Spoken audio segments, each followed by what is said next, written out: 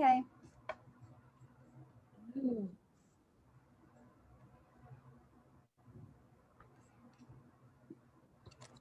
Guys, good afternoon, or maybe good evening.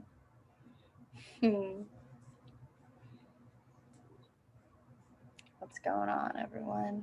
Oh, cool. Good faces in here. I love it. Happy Thursday, y'all. Yeah. Hi, guys.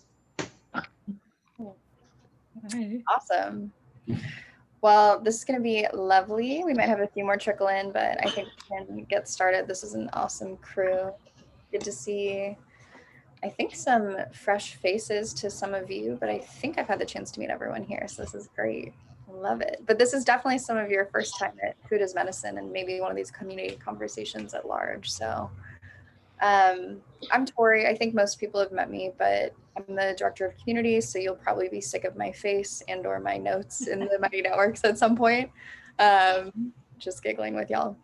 But yeah, I've been on the team, the Farmers Footprint team. We're a super small, lean machine for about 9 months now. And this is where I live with you guys in this virtual right now space in the platform. So I really am thankful you guys are here. These community conversations, we've done 13 of them now, which is pretty cool. And I think the coolest part about them is that a lot of the content that I'm seeing in other places and other organizations is a lot of like you're being talked to and asked to be kind of like filled up with that information, and there's a little bit of like a less of an opportunity to just interact and to like take time to unearth and unlock and understand the inherent wisdom and intelligence that really resides on an individual level with people who aren't experts in this space but maybe who have had like deep personal experience with food as medicine, or just approaching it in like a really guru-less way. I think it's kind of refreshing, and that was some of the suggestions that formed this circle have really kind of carried through and produced some beauty throughout. So today will be fun. We'll kind of just take some time and kick things off in a round robin sense. We'll all get a chance to meet each other. And these conversations are like so much fun after we go through the round robins. Usually we'll just kind of like take some time and pull threads on, oh my gosh, Henrik, you said this thing. I'm so curious to learn more about that. Like, Laura, can you tell me more about, that piece of your life? There's just tons of opportunity to really like go deep with each other here and view me as like not so much a moderator of this space and more so like a collaborator. Like, I'm equally sitting in the circle with each of you. So if we all move forward accordingly, it just ends up being a lot more fun too. Can you guys hear me okay? I have a window open. Okay, sweet. Nice. So does anyone have any questions, and does that sound like a good flow for everyone before we kick things off? Cool, sound good, agreement, love it. So yeah, we can just kind of take a few minutes and like I said, we'll round robin. If you've been to one of our meet and greets, this is like a good time to maybe just take that extra 45 to 60 seconds on top of what you'd normally say. And like, we've been playing a little bit with like, what's the possibility to not just give like a list of our titles or like a label of where we live, and like, how do we give each other a window into our lives in like a storytelling sense? Like, what's something that's going on with you in your life? And kind of a question to help us think about that is this really beautiful quote from a woman who is a female. She's just a powerhouse. Her name is Adrienne Maree Brown. Some of you may have heard of her work through the book Emergent Strategy. And she has like this list of principles that she kind of like lives by as she's like facilitating and mediating among groups that are doing like deep community organizing work. And one of those tenets, I'm paraphrasing, but basically she says, what's the unique conversation that only the people in this room can have? And I just love that. And I think each of us probably arrived here today and made time and space. The 9 of us, and maybe a few more if they pop in, like, that's really special. There's something that like only the 9 of us today in this very moment can talk about, and we can't really unwind that. So also acknowledging that, I'm kind of curious to know, like, mention, if you can think of it, one unique thing that you're really inspired by or passionate or curious about that may help you connect with someone else here. And really, I think it's kind of fun. Like, it can be super small. It could be like really macro, like literally like, what's your favorite type of potato? Or like, you know, I've really recently been diving into like research around like carbon recapture. Like there's really nothing that's too small or too large, like I said. So also to just give you another option, because I know sometimes people, like I've been in situations in like a class or like school setting where it's like, okay, think of your icebreaker question. And then I spend the whole time the circle's coming closer and closer to me. And I'm like, oh my gosh, I don't have one. So if you feel like nothing is just like jumping out to you, definitely like it'll prove more fruitful for the following conversation and for like the main point of this, which is to just get to know each other and like have a deep conversation around the topic at hand. So just give yourself that space if nothing's coming to you to just like really fully and deeply listen to everyone else as they're speaking rather than kind of being in our own silo. And when it does come to you, just feel free to just give like a one-word check-in. Like that's totally easier, probably a lot more low-hanging fruit. And then also know that like your unique something or other, if it comes to you at any point in our time together today, you can just like jump in and like blurt it out. So that's totally possible. Hey, we got some more. What's going on, Carrie and Susan? I love it. All right, I'm gonna drag and drop that question into the chat so that folks have an ability to like know what's going on if you guys just came in. Give me one sec. All right, welcome. If you guys are just arriving, we're gonna do a little bit of a round robin.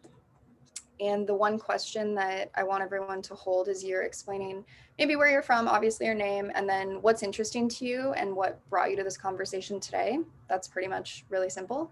And then the very follow-up thing is what's something really unique and special about something in your life, a passion, a curiosity that you have that is going to contribute to the unique conversation that only the people in this Zoom room can have today. So that's kind of the gist. If it's too much to remember, it's in the chat. I'm here. Let me know. We can help each other through it. So yeah, and then just fully listen. So I'll kick it off and then we'll kind of like waterfall around. So I'll point to someone and then we'll go from there. So for those that just arrived or those that I don't know, I'm Tori. I've been on the community team or I was the community team until Kate entered the picture very recently.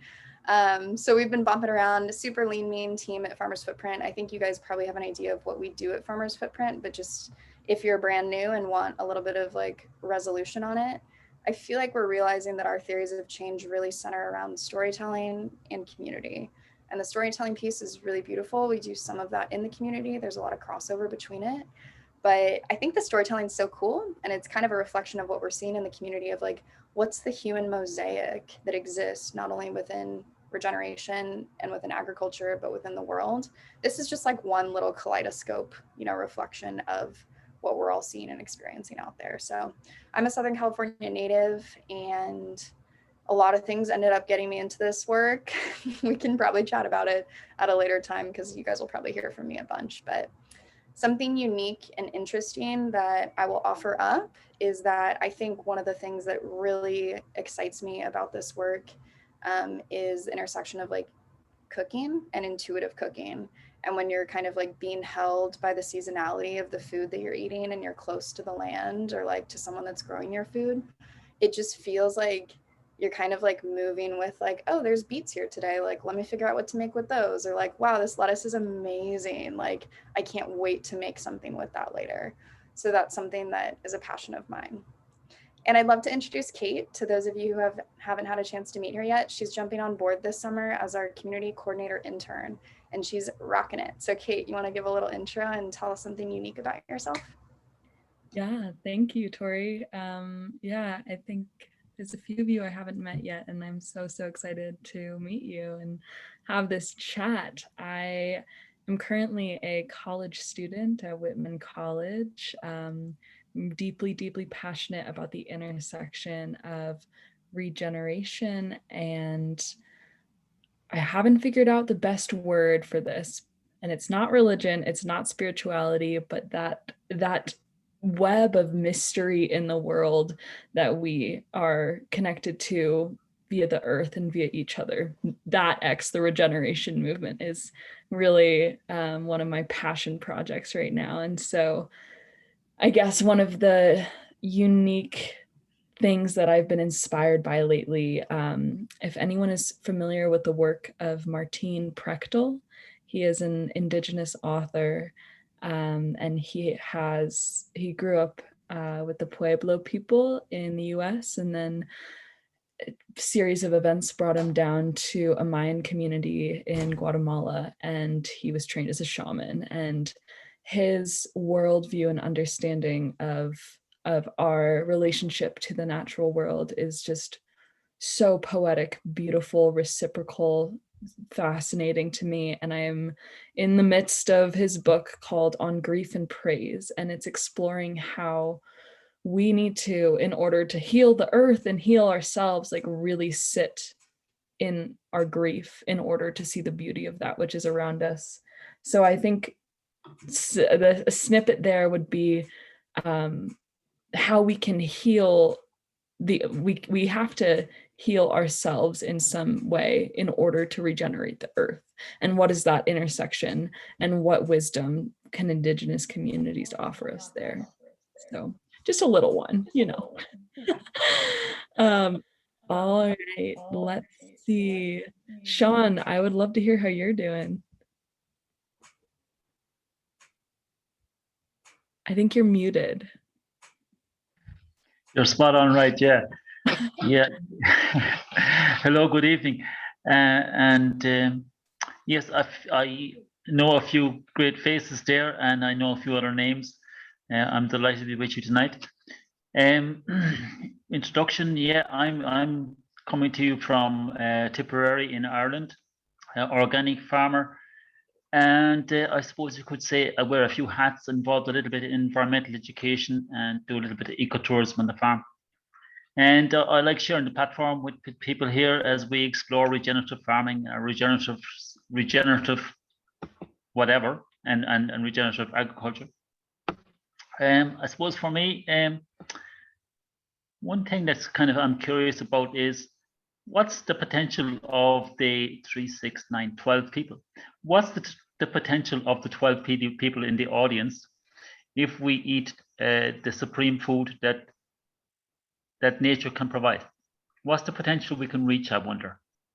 And then just a little bit like yourself, you said there, Kate, I am curious, and I'm kind of probably a little bit overwhelmed by the interconnectivity and the wholeness of life in the above ground, below ground, the pollinators, and all of these things. So that's pretty much my few comments. And I am going to go to somebody I don't know, and that's going to be you, Barbara, please.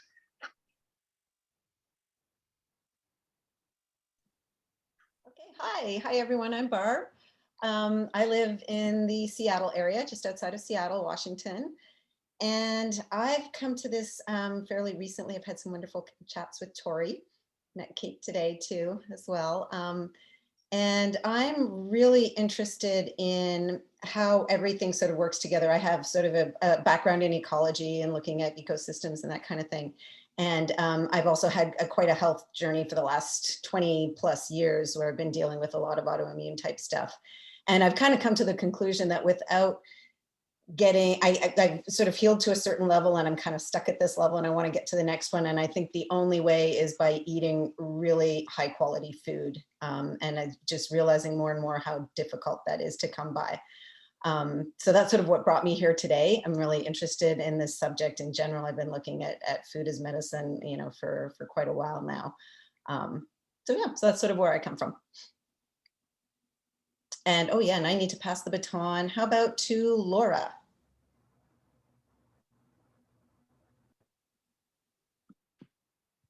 Hello. How are you? Thank you. I can echo a lot of what you have said, Barbara, in terms of my own health crises I've had to endure, and then also getting to that kind of plateau where I'm much better than I was a few years ago, but rising to that next level of health, right, where I can really sort of renovate myself completely. That's been the difficult part, and then coming to a very similar conclusion. It has to come through the super high quality food. I oftentimes share with my husband that I no longer have any leeway or any wiggle room, and I can have, you know, whatever, this candy or that, what it, no, my body is not accepting any of that. It has to be all super nutritious food. If not, I slide back very easily into illness. But I reside right now in Northern California. Today we're having a super gross hot day, but my interest in food as medicine has spanned for a good decade or more, and now that I'm trying to recover from damage to my gut, and then an inability to absorb nutrients, all the nutrients that good food could give me. I'm in the process of learning as much as I can from you know, in this when it comes to food as medicine and food as health. One of the things that I have it caught my attention the other day. I've been listening to this apparently this guru or mystic that apparently is very popular in India. I don't know if anybody has heard of Sadhguru. He has his own YouTube. He has his own YouTube channel, Mystics of India. And he said something the other day that just I've been ruminating, you know, I just like can't get it out of my head. And I think is very connected to the idea of food as medicine. And he talks a lot about self-identity, the self, the individual, sort of, or the illusion of being an individual, our own individuality, or what makes us us. And he was describing, you know, the idea that, or trying to make people think about, where do I end or where do I begin? Is it at the end of my fingertips? So when I touch somebody or something, that means then I recognize that that's no longer me. So is the limit of my existence as me, the sort of my skin, or is there something beyond that? Can we extend ourselves, our biology, beyond our bodies, and obviously vice versa? And he gave a very, very simple example: eating a piece of bread. The piece of bread is not you, but the minute that you put it into your mouth, it becomes you, right? All of a sudden you are digesting the world, right? Or digesting everything around you. And I think this is very, you know, this may, you know, it's a kind of an important idea when we talk about food as medicine, that if we're digesting or ingesting a world full of toxicity and sickness, what can we expect for ourselves other than exactly that, illness and disease? So anyway, there's later on in the chat, I want to share a little bit more about this book that I think I talked to Tori about, called Tending the Wild by MCAT Anderson. And it's become quite an obsession of mine, learning more about the ways that the Native Americans, especially in our state, in California, where I live, interacted with the land in a much more balanced way than we currently do. And so, and they taught, and this book gives a beautiful explanation about just the amazing biodiversity of our fauna and flora, that has been, you know, in great ways largely decimated because of our agricultural practices. And the idea that MCAT Anderson stresses that if we learn from these methods that have been around for millennia, we could return to what many early Spanish explorers described as you know, a land like Eden, a paradise, right? So anyway, thank you for listening. And let's see. Well, Tom, I met you the last time, so I'm going to pass it on to you.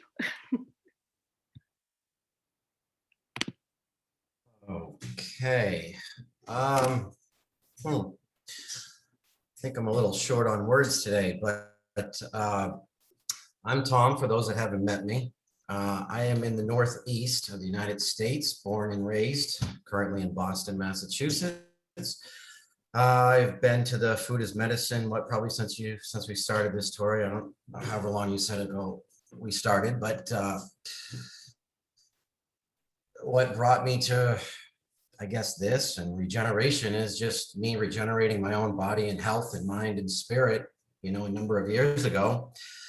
And since I started doing that, that's what I've been fascinated with, interested in, the simplicity of it, the exploration of it, eating healthy foods, herbs, supplements, tinctures, all these different things, combining them. Something that I'm really interested in is the term, and is called trophology, or the science of food combining when you eat, and simplifying it and pairing certain foods to get maximum results or better absorption or bioavailability and these types of things. So that's something that I practice, but I live very simple and serene, and try to keep it that way and remain patient. But other things I'm interested in are the indigenous wisdom, the ancient histories that bring all this forward, and the alignment of the mind, body, and spirit. And then how you do that with eating right, with exercising right, with fasting, with earthing, with light medicine, with crystal energy, all sorts of energy. This is all energy wave frequencies that are moving around constantly. And, I'm inspired by this forum right here, and those that I've met in side chats, and the posts that Farmers Footprint and we all put together, and all this information that's available to us. So I don't know if that was short on words or not, but I guess that's it for right now. Let's see. We got Tori. I know Henrik and Carrie. Let's go to Nancy. Right. Hi, everybody. This is the first time I am on this event. I think I checked every time I wanted. I don't know how I found this forum. I think like months back. I'm from Bolivia originally, and I come from the Quechua and the Aymara culture. And I study at I went to study in Costa Rica for did my college degree, and then moved to Ohio State, and I was studying mainly like tomato breeding. I finished my master's degree there, and then I started focusing on what is this, like the local movement started moving like back in 2014, and I think I would start looking like more fresh food myself, because I grew up like on a farm, like eating quinoa, potatoes, like back on those years here, like quinoa was very expensive. So I was trying to find ways to eat that's from local, like something that was growing at that time in Ohio. And I started farming, and when I started looking for seeds, and one thing was missing, I think, was like where the seeds coming from. And then when we don't know where our seeds was coming from, I think like for years I struggled, like, okay, in Bolivia, I grew up like with everything is interconnected, like everybody's talking, like everything is interconnected. Like you harvest the quinoa, you plant the quinoa, you harvest the best one for seeds, and then after that, you plant the potatoes the same way, and you save your seeds year after year. I never saw that this connection, like, oh, I have to find seeds. We used to have like these events at the beginning of the spring where we share seeds from each community, but everything was interconnected. We had ceremonies that was to pay respect to Mother Earth, respect to the all kind of ceremonies. When I got to Ohio, I started farming, and I was like looking for seeds, and I went to one shop, and I asked the owner, like, so how do you grow the seeds? Where these seeds have, or like how they were grown, you know, trying to just, because we were trying to think in terms of like start farming naturally, not using so much inputs like we use, you know, we use a lot of water, we use a lot of fertilization, all those things.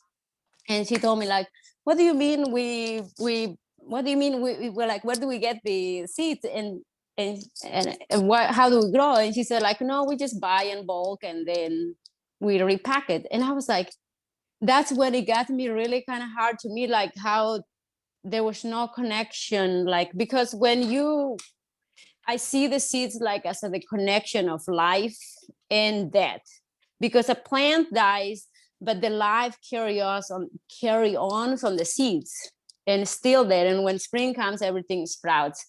So like that kind of drive us to Kansas. I live right now in Kansas. We have a seed company that's expanding the kind of like the wisdom of like growing naturally. We grow seeds like that has no pesticides.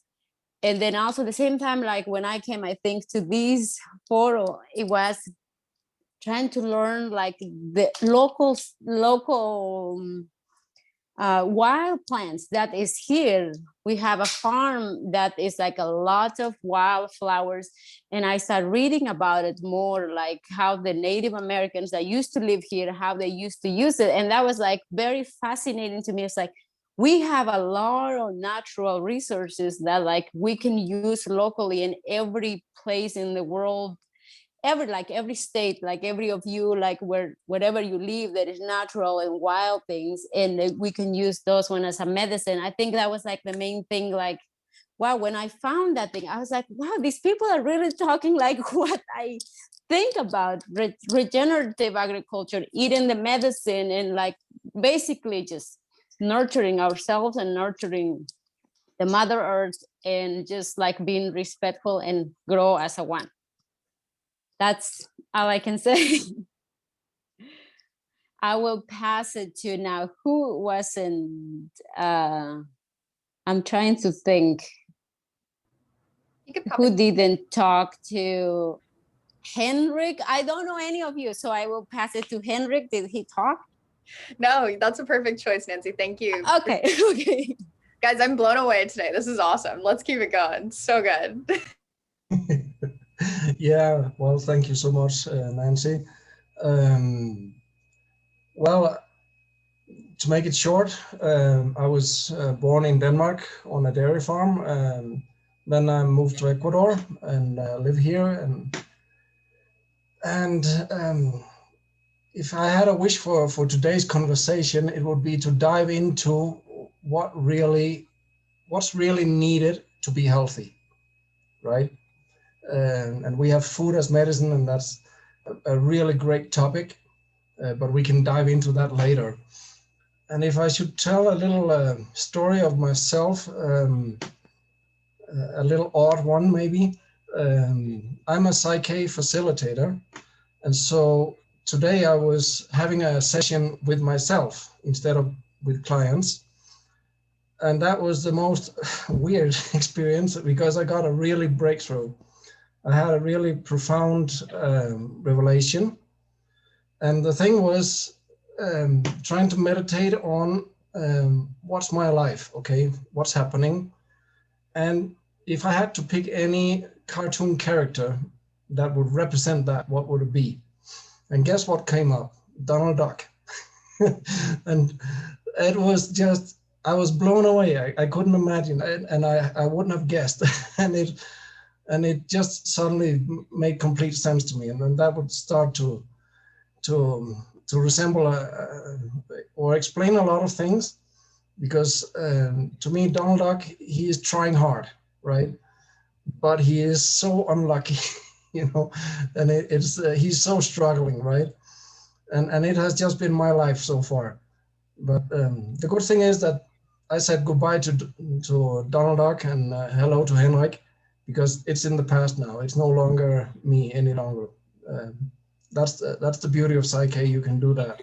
So some little story or insights about what my life has been so far. And passing it on to somebody, If somebody I haven't met would be Susan, I guess. Are you there? Yes, I'm here. Good. Take it on. Okay, well, thank you. I'm living here in Oregon, and I'm here trying to recover from some health issues that I've had for decades. And I got down to 85 pounds, and I was only able to eat bananas and drink water. And I looked at my food supply. It was mostly, you know, canned, packaged.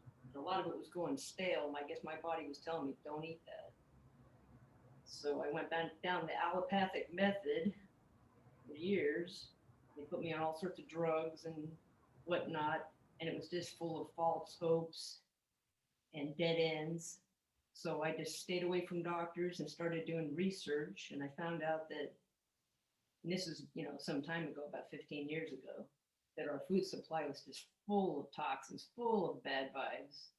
So I started to learn how to grow my own food, and today I grow most of it. And what I don't grow, I get from the growers market. And I'm trying to learn now how to conserve water. And I've been using chips, and chips are working really well. And I've noticed my plants are healthier too. But my dog, I tried to feed her so many different things. I fed her grass-fed meat, grass-finished. And apparently it was either the processor or the grower, the farmer, was giving the animals corn. And I don't know if it was GMO corns, and my dog's nipples started to grow. She had like warts around her nipples. So I had to stop feeding her that. I can't find any clean meat for her. So I'm feeding her like lentils and other things. I don't know what to feed my dog anymore. So it's my dog and myself that are sick. But that's why I'm here. I want to find out, you know, some more information, you know, what can I do for myself and what can I do for my dog? And I don't know who to pass it on because it's my first time here.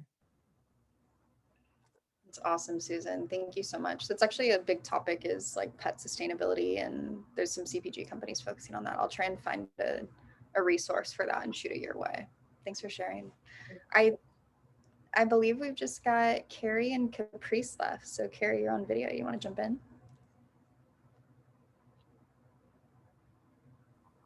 Good morning. My internet's playing up, so I hope I stay not freezing for you in between time. I'll keep it quick so everybody gets a chance to chat. Waking up down here in Australia, it's a lovely Friday morning.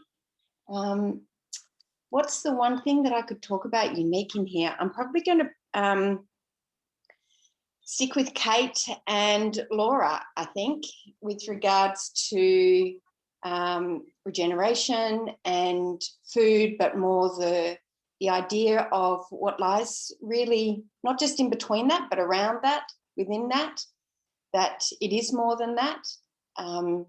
That I think regeneration is way more than just how we treat our soil, how we grow our food, what we eat. I think there's far greater depth to it. And I think we need to really explore that whilst we are exploring the concepts of food and how that is our medicine. I think if we miss the opportunity to go into that space, we miss the potential, the further potential of what we can go from, you know, from here going forward. And that works into, of course, you know, both going backwards and looking at traditional and Indigenous ways, as much as incorporating that with things we have learnt in that and how we can move forward with that. But probably more than anything, that riff, as everybody would know from me, of that sort of sacred thread that runs between that whole component of who we are, what we eat, the soil that grows all of that.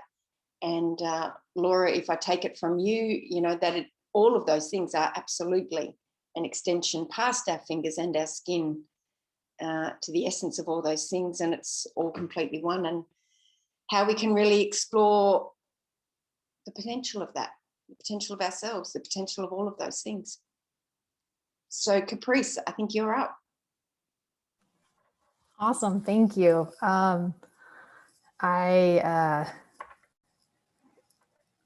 I think one of the things that you just touched on, Carrie, just that kind of greater, holistic look at things is something that's very interesting to me. I think when I think about food as medicine, one of the things that comes to mind is, there are so many camps about what people should be doing, what we should be eating. There's so many different schools of thought, and but there are the uniting factors too. And I think one of the things is like the psychology and sort of like the mental and social aspects of it, I think are really interesting too to look at, because I think there's so much that does come down to food, but it's not just that. So what is the interplay of food as medicine with the other aspects of our being? And how do you also make sure that you don't get so focused on the food that almost from a psychological perspective,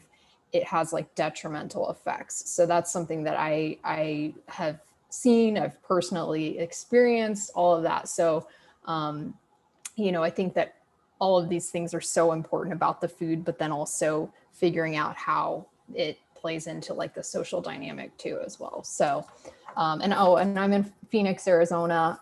It's Laura, I can understand that heat can be a lot because it's very hot here right now. So as you can imagine, so, but I am very much enjoying hearing everyone's stories and feeling like connecting with other people who have an understanding of and have such similarities in stories, but then also I love all these books and things that you're mentioning, just fascinating. So thank you all for sharing. And I'm sorry, my internet, I'm like Carrie, I'm having issues today. So I kept it off the video for now because the connection was getting funky there. So, but thanks for letting me be part of it nevertheless.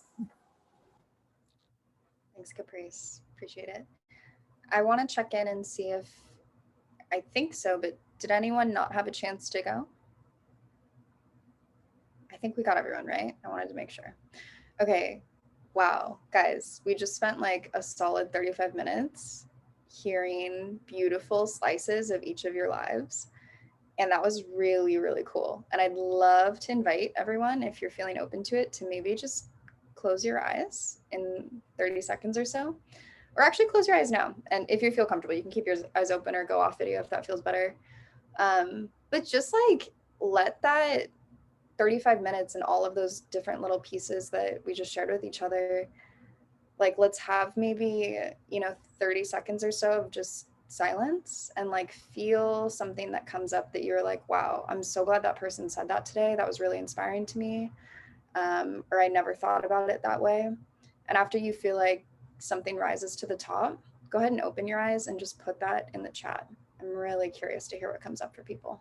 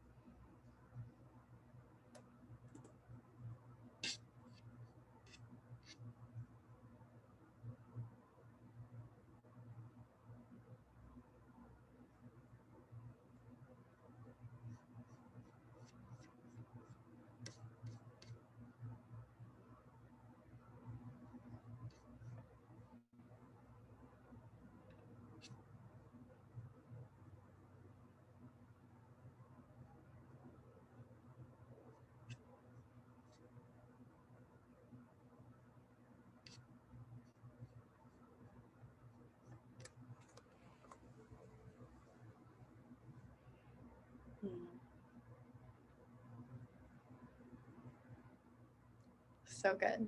I also love being able to be in silence with people. I feel like that's such a nice thing that oftentimes in Zoom, there's not space for that. It becomes kind of awkward if it's silent for too long. So thanks so much for indulging in that with me. So honestly, from here, guys, it's uncharted territory. We've got an open map. And I totally invite you to buck the system of the power dynamics that exist in Zoom. Take yourself off mute. Multiple of you at once, take yourself off mute. We want to hear the dogs barking and the trucks beeping behind you. I'm tired. I'm tired of virtual spaces, and it's so good that we have this, but just saying it's an option. If you want to jump in, we can have a true conversation. And I welcome all the background noise as well. So does anyone have anything that feels particularly alive as, you know, we just listened to what everyone just shared? Pretty much now we just like start pulling on the thread and it's all connected. So we'll probably start driving around to multiple of these destinations, you know? So I recently started reading a new book called The Immunity Fix. I'm sorry, that's the Mineral Fix, because he's written several. One of the main theses of the scientist book is that at the foundation of our health is our body's ability to extract minerals and vitamins from the foods that we eat in order to use them in the 700 and so biochemical reactions in our body.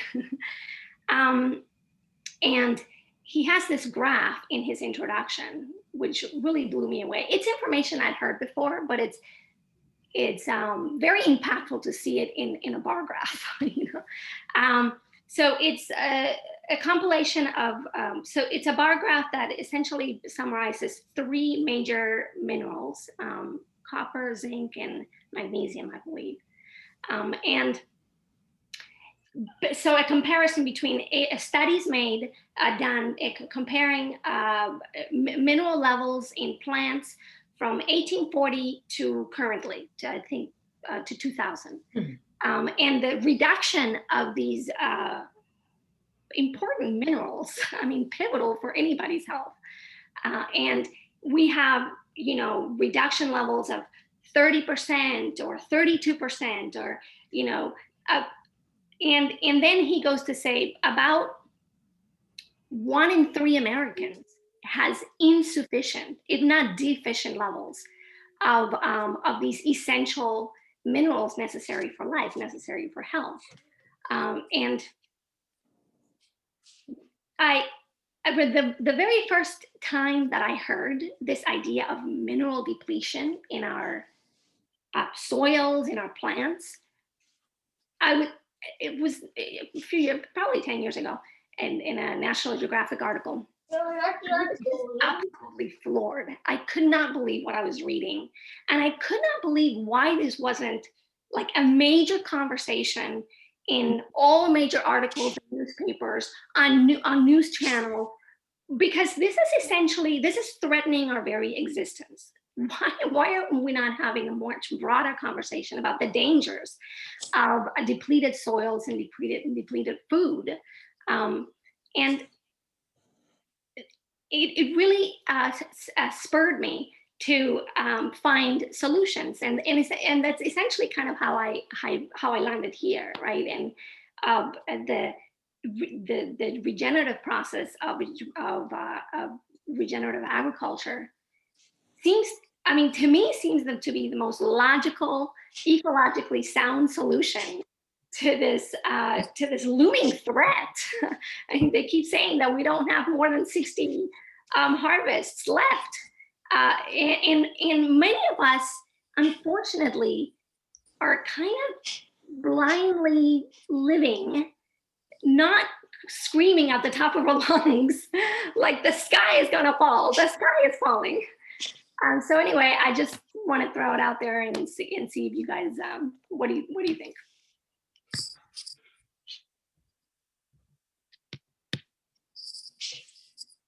Well, I think maybe what I like about your story is that okay, you see something happening and then you start to act on it, okay?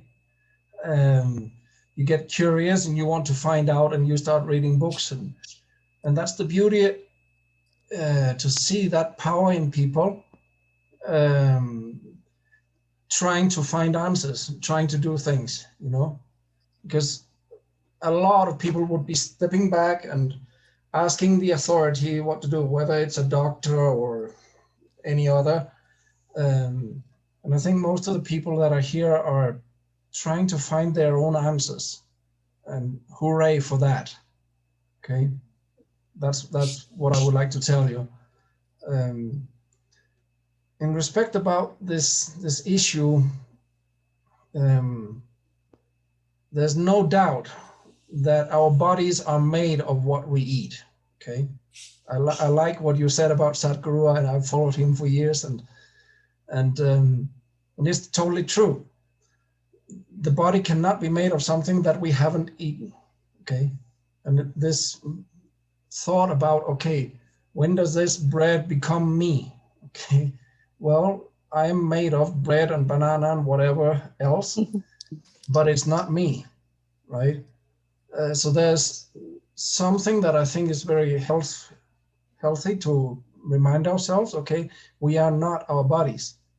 We need our bodies and we need them to be healthy. And what that takes to require a good health is a lot of things. And I was talking to Tom the other day, and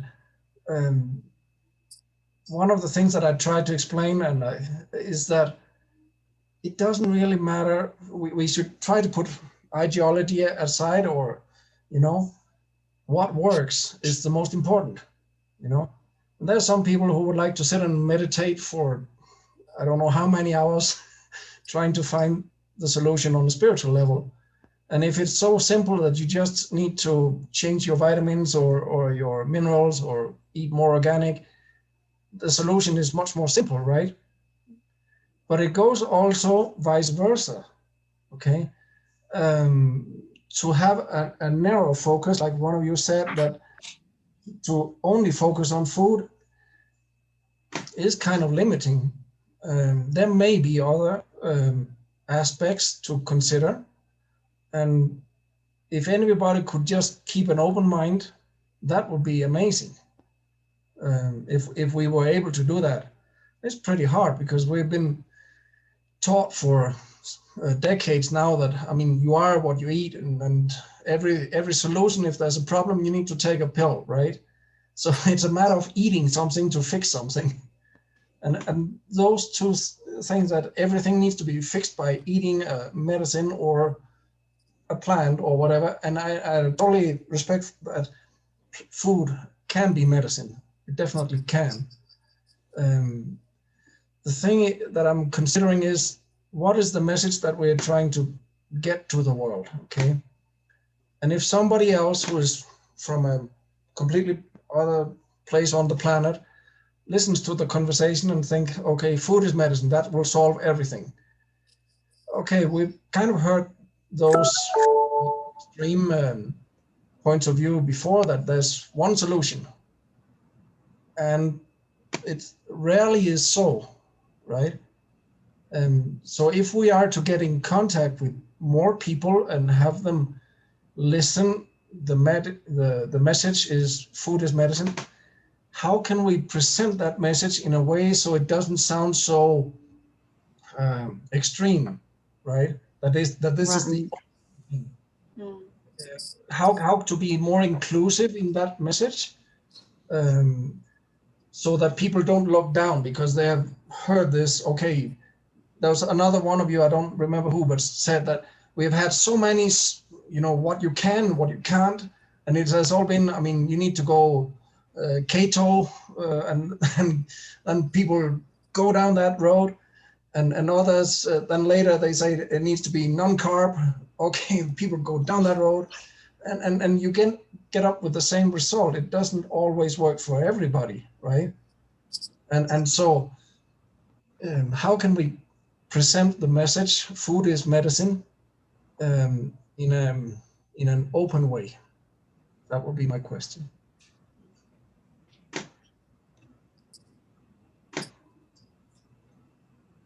And Tom or Henrik, I don't think I have an answer to that, but I think also maybe if I could add to that, how we eat is another very important point, I think. Like and maybe that's going back a little bit to how indigenous people they first of all show their respect for the food. I myself am guilty of eating on the go, and I'm sure that's not the best practice. You know, so I even find that if I'm eating something and I close my eyes, it changes the whole system quite a bit. I immediately take in a deep breath and I find that I'm more focused in what I'm doing. So I think how we eat is also an important part of the equation or the whole.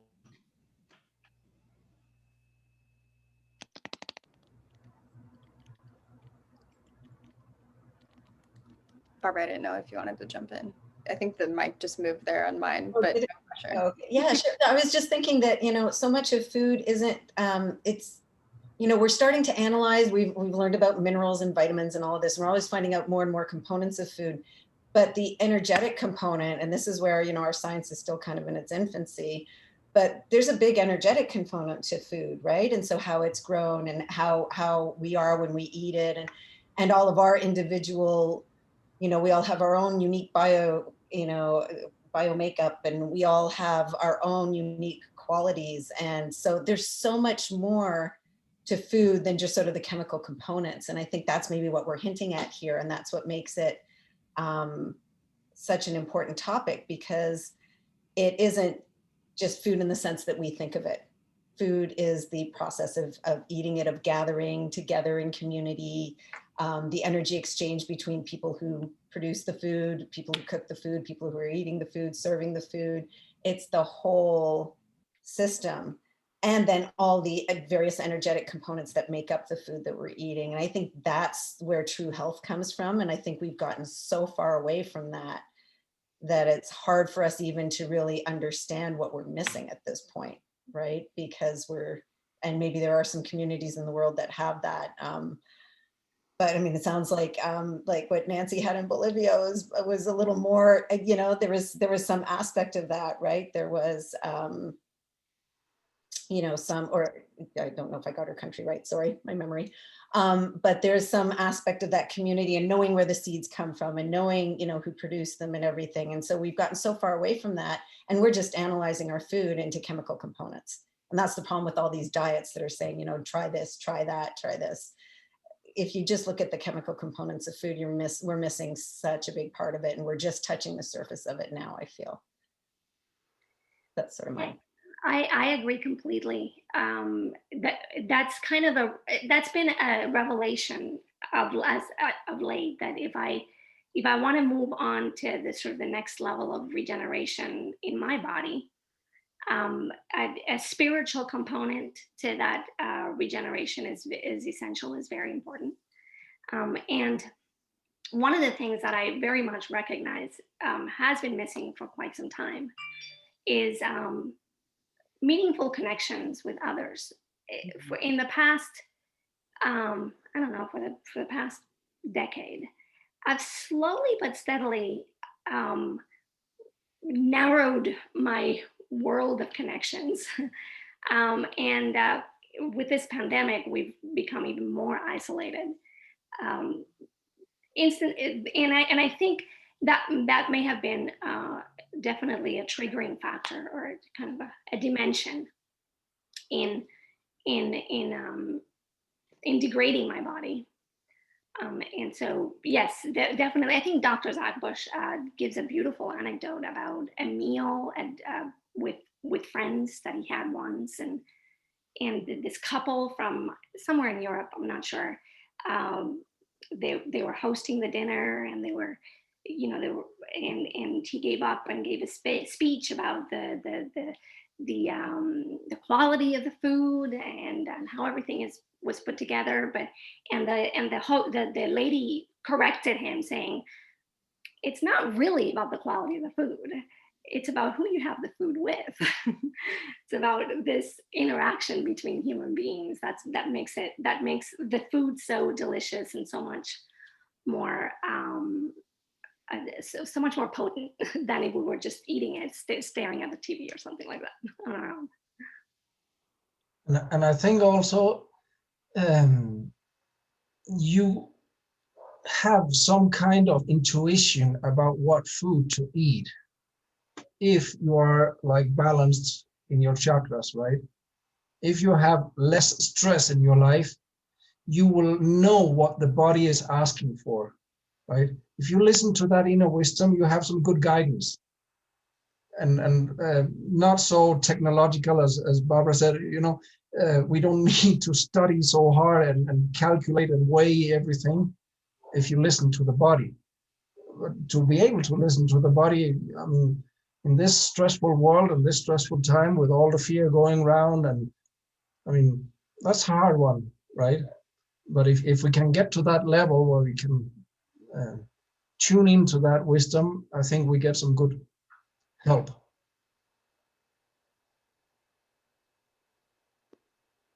So good, guys. I want to be respectful of everyone's time. And in essence of that, Henrik, I just sent you a note. Give me a thumbs up or thumbs down on that. Secrets, but you guys will know soon. What do you think, Henrik? No worries if not. Don't feel pressure. Do you want me to do it, or do you want to do it? No, you can do it. It's okay. If people have the time, please take it away. Okay, sure. Henrik had this awesome idea. So in the spirit of co-creating this continued space that we're sharing together and the community, and like you're saying, Laura and Henrik, like what is the trust building that happens as we start to like develop community around these conversations? What's the ability for us to go deeper and start to like take action? Like Henrik is really good at making me kind of inquire as like a secondary to when I have a thought. So Henrik had this cool idea to just basically like invite each of us, as you know, it seems like a few of us are coming to these food as medicine conversations time and time again. You know, what's the possibility that we think about like a small step that we can take in our life?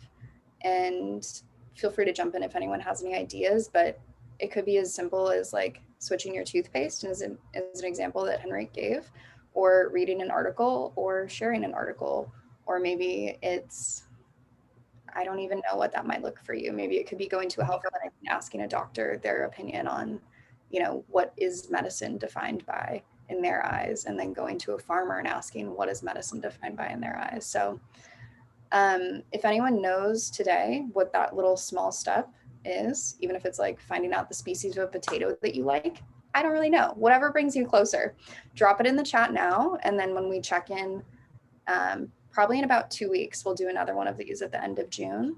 So if anyone returns, we can do a little check-in and see, how'd you stack up? Did you buy the new toothpaste, or did you figure out what you want to do? And like, maybe that small is all mentality of, let's take one small step today, or pledge or commitment, like in this really honorable space between us, see what comes from it. So that's an option. And Henrik, please jump in. I probably butchered that, but that was my attempt. No, you did it so fine. You did it so fine. But the whole idea is, okay, why are we here? Okay, in this farmers footprint community and so many others, we want to make a better world, right? And it's so needed out there, and it just seems like such a big job. But if we start with recognizing that, okay, I'm part of the world, and where's the best place to start with anything? It's right here. Okay, this finger points at me, right? It's kind of not so nice, but it's a fact. And so the idea is that, okay, we want the government to do things, and we want organizations to do things, but what can we do? Okay, and it doesn't need to be a revolution.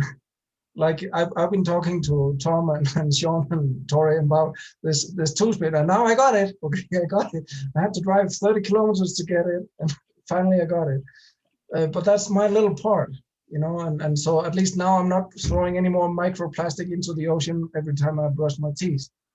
And that was just my little step.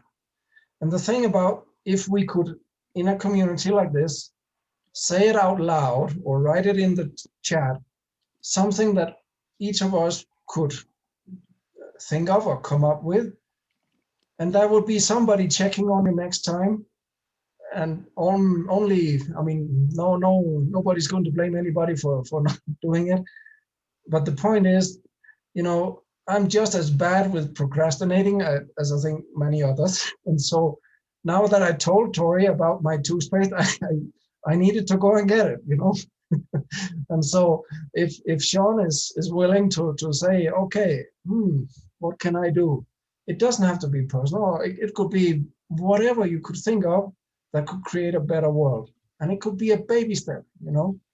But if he knows the next time I will be checking in on Sean if he actually did it, you know, there's a bigger chance that we get something done. And if you might think that's, oh, this is so small and it doesn't really matter.